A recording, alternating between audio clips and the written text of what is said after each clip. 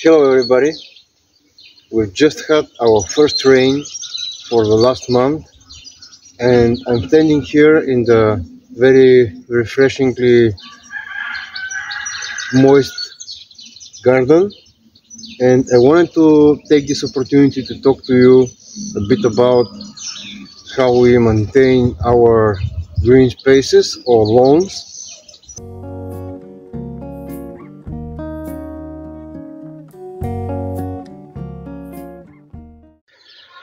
Okay, so first things first, we do have some grassy areas, what you will probably call a lawn,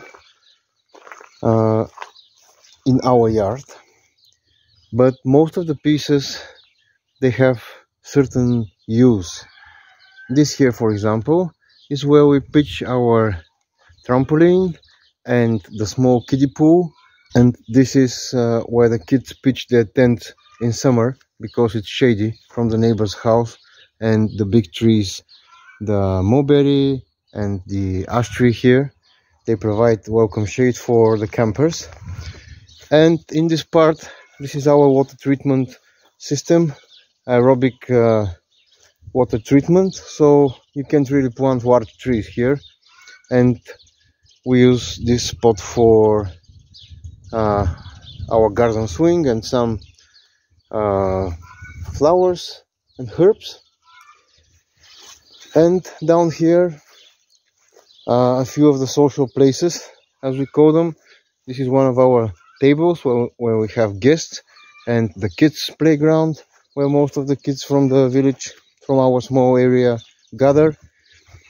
Our sitting area with the fireplace where we cook most of the nights in the summer.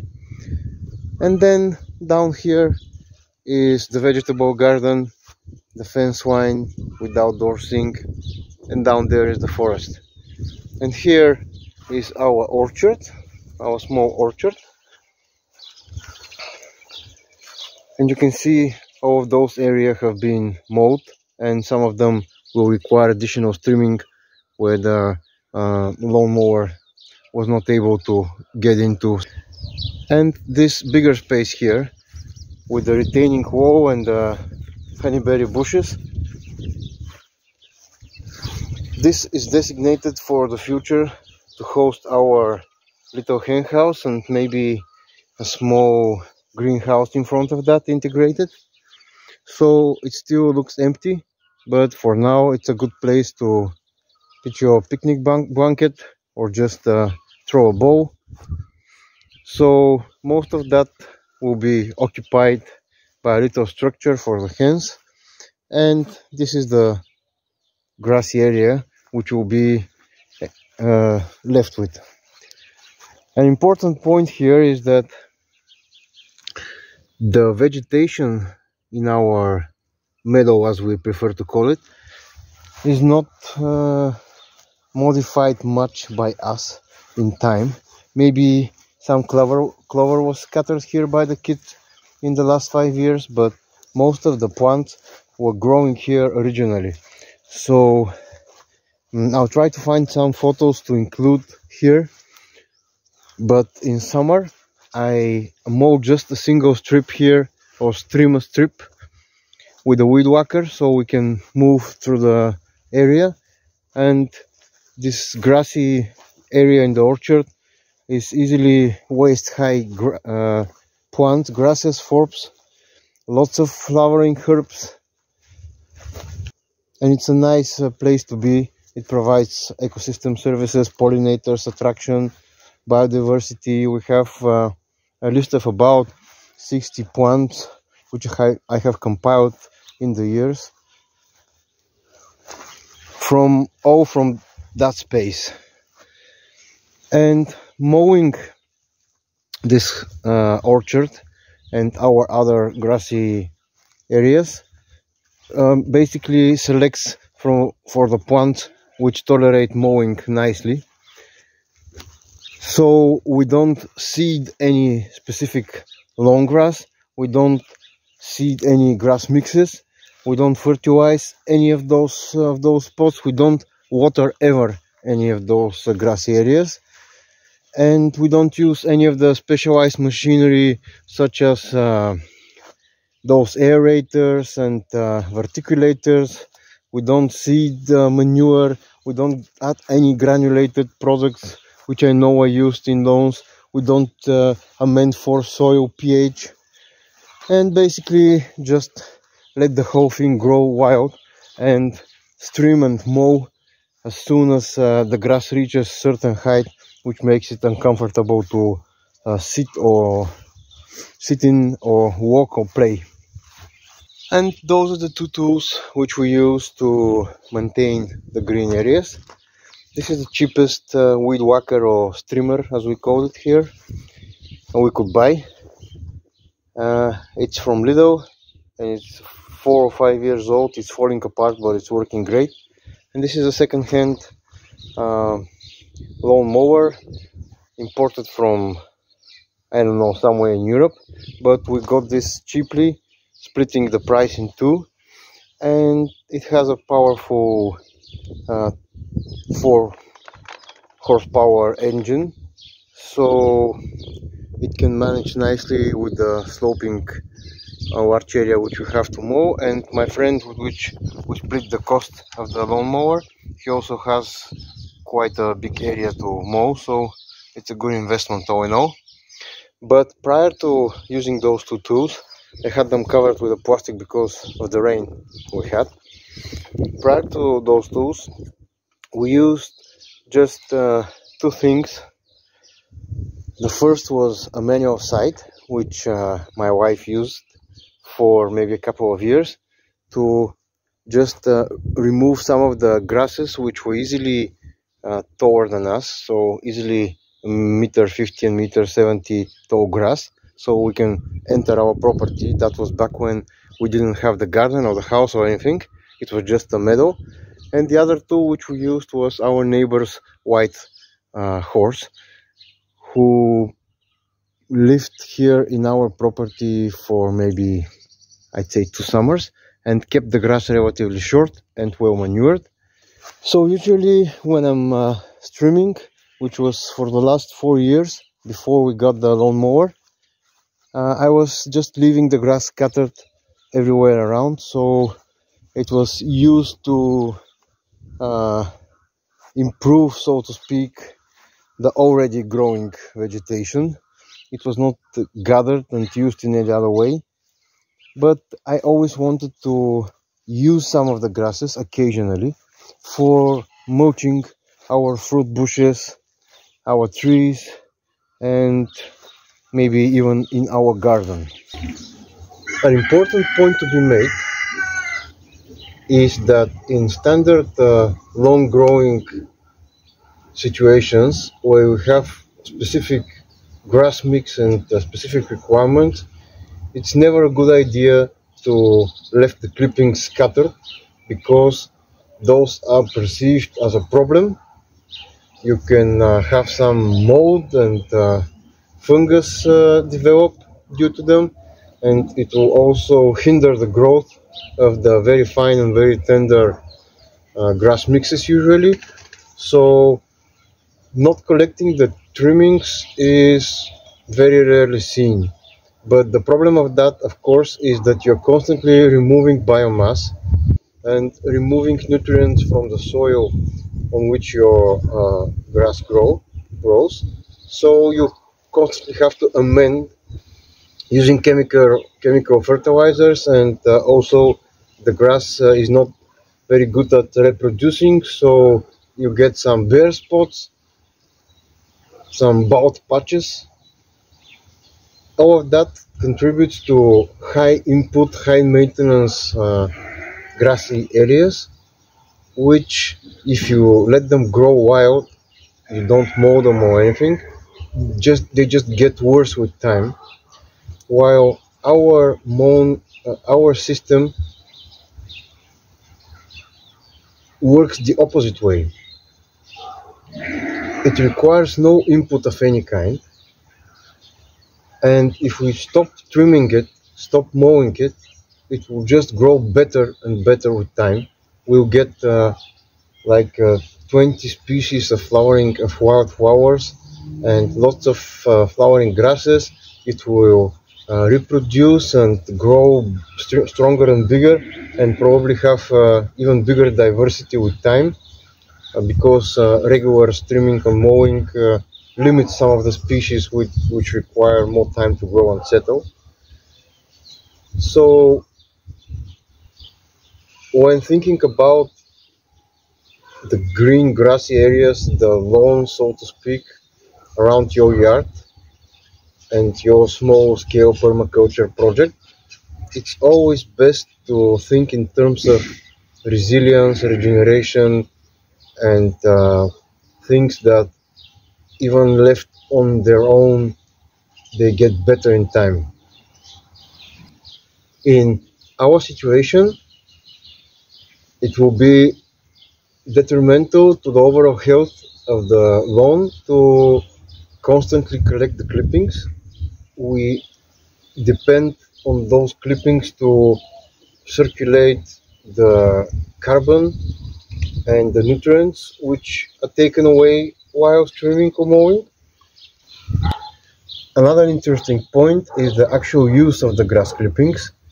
Many people are wary and cautious not to use fresh grass as mulch, and I can easily see where their suspicions and worries stem from. But if you know what you're doing, there is no real problem using fresh grass clippings as mulch for perennials, especially fruit trees and fruit bushes, but even for annuals such as vegetable crops. If any of you is worried, you can easily have the clippings spread for a couple of days if you have the space, so they dry out a bit. I'm here by our little strawberry bed, and you can see that the strawberry plants have been mulched with the grass clippings. It's not a very thick layer of the clippings, but it covers the soil completely and it wraps around the plant very tightly. You can see that the actual thickness is maybe 5 centimeters, not more. This is the soil down here. And we take care to not compress the mulch when we apply it, the clippings. We just spread them around and spread them on bare soil. The idea being that the soil life will be in contact with the fresh clippings right away, so it can start working and incorporating the nutrients back into the system. And this is the fastest way to decompose the clippings as well. Those will be mostly gone in, I'd say, 2 to 4 weeks, depending on the weather, as compared to, for example, straw, which you can see here on our small garlic bed. This was applied 6 months ago, and even though it was maybe a 10 centimeter layer, it has compacted due to snow, and most of it's still present, and it will be present at least for 6 months more. So when we harvest the garlic, there will be still some residual straw here left over. And as the straw is mostly carbon material, it adds biomass to the soil eventually in form of carbon, but it's not very nutrient rich, and certainly has a rather low nitrogen content. So it's a good thing to use if you have it, but it's no substitute to the grass clippings. In fact, if I had to choose and if I had enough material, I'll probably use a layer of clippings on the soil and then a surface layer of like wood chips mulch or straw, which will protect the clippings, so they will be able to remain a bit longer and be easier for the soil life to get even to the surface layer of the wood clippings, which will now just dry in time. Now, as we are walking upwards, I just wanted to quickly show you in our central pathway in the vegetable garden, which is the most trampled piece of ground here, how many different plants grow, just as a quick glance. So we have the clover, of course, and maybe 6 or 7 types of different grasses, but then we have the plantago plant, of which we have 3 varieties, and it has adapted by growing instead of upwards and spreading sideways. So you can see it has smaller leaves and a rosette which sticks closer to the ground to adapt to the mowing and to the walking. We also, of course, have dandelions, which we also have at least 2 types of buttercups. We have lots of creeping cinquefoil, potentilla. We also have yarrow growing here as a ground cover. You can see how tiny leaves it grows here in the pathway, in the middle of the pathway.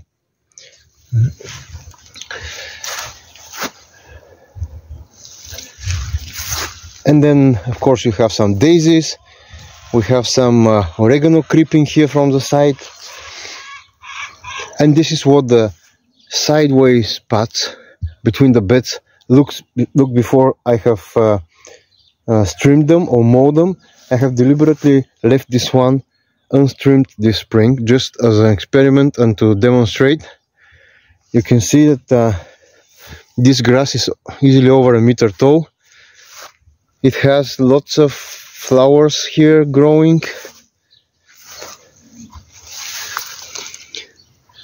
This is what all of our lawn turns into if I stop streaming and stop mowing. Borage will start growing everywhere. The primulas are spreading. We have, this is wild fennel growing here, 1 type of plantago. The strawberries are creeping in. This is wild carrot, more buttercup, lots of daisies. So yeah. Now for our woody plants, such as those currant bushes, we have afforded a thicker layer of the clippings, because the woody stems are more resilient to any of the effects. If that thing starts to get moldy, it won't affect really the stems. And still we try to pile a thinner layer closer to the stem and thicker here. And the main idea is that when you're mulching a plant, the stem or the base of the plant is rarely the important piece which you want to be mulching. The idea of the mulch is to support the roots of the plant in some way by biomass or moisture retention. So usually it's better to have the mulch applied a bit to the side of the plant, such as here. You can see that this black currant, it's at least 50 centimeters to the side. Plus this mulch will limit the grass growth, and when I come here with the trimmer to trim all this grass undergrowth here, I'll see the mulch and there will be no grasses too close to the bushes, so I won't have to be trimming too close to them and potentially damage the stems. And finally, I wanted to show you the asparagus patch, which has been mulched with the grass clippings on top of the wood chips, which I applied maybe 10 days ago. And there's already new spears growing through the mulch which we applied yesterday. Oh, and one last thing.